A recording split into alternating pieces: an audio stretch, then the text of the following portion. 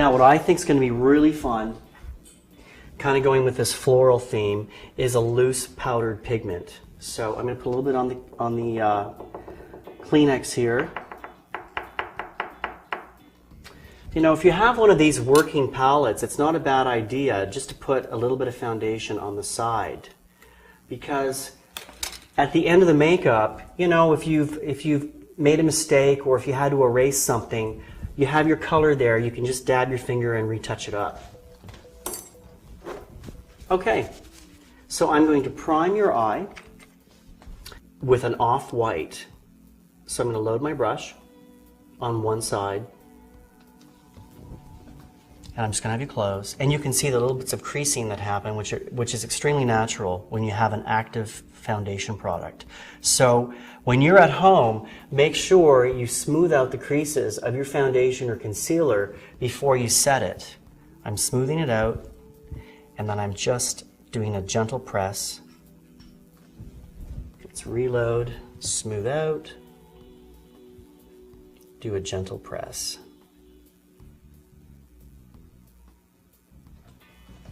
And one technique you can do, again, when you're working with loose pigment, you have to be very careful not to get any on the lower cheekbone.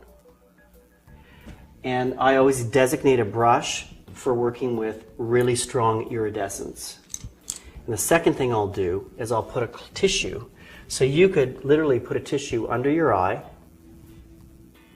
and then put your loose pigment eyeshadow on your lid. So that's what we'll do for Jennifer, just to ensure that we don't get any fallout. And I'm just going to set this here. You want me to hold it? No, are you kidding, girl? I don't want you to work at all. Okay. Just let me pamper you.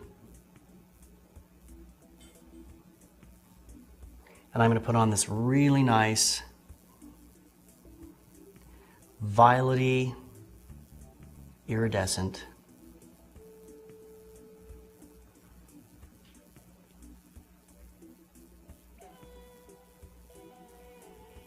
I'll take a smoothing brush and just smooth the edge. Go back to my brush that I designated for the pigment, the loose lilac pigment, and close. And again, I'm stippling this on because I don't want it to fly everywhere. And then I'm going to follow with my highlighting brush just to smooth it out. So now we have this nice lilac loose pigment on your lid. I'm going to take a taupey brown, load my crease brush, flip the loaded side to the ceiling. Jennifer, I'll just have you look ahead of yourself like you're speaking to somebody, so the eye is in a nice, natural, opened position. And I'll rock my crease back and forth, turn my brush inward, and fill in the outer corner. Then I'll follow with a smoothing brush.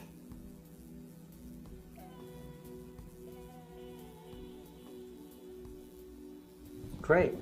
Let's do the other eye. Load, look ahead of yourself, wedge the crease brush in the center, follow it down to the outer corner of the eye, turn the brush inward, and fill in the corner. I'll follow with a smoothing brush. Just look at me if you don't mind.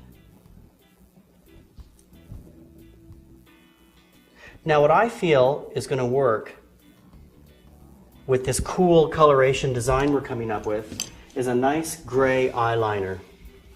So I'll just have you close.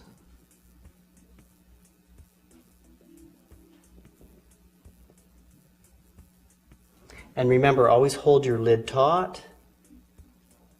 Whether you start at the inner corner or the outer corner, hold your lid taut and start with a thin line.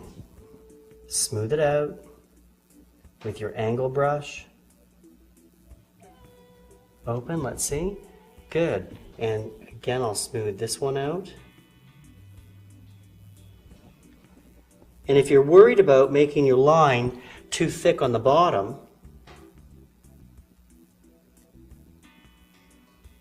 instead of doing a direct deposit, pick the color up with your angle brush. Look up. Short end of the brush leads.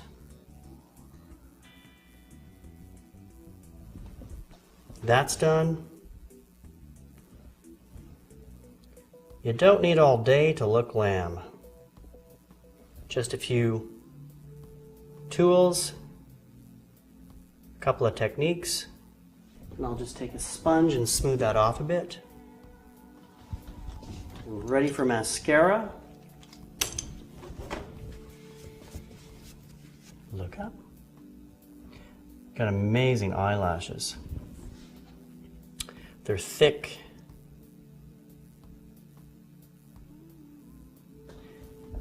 And looking down.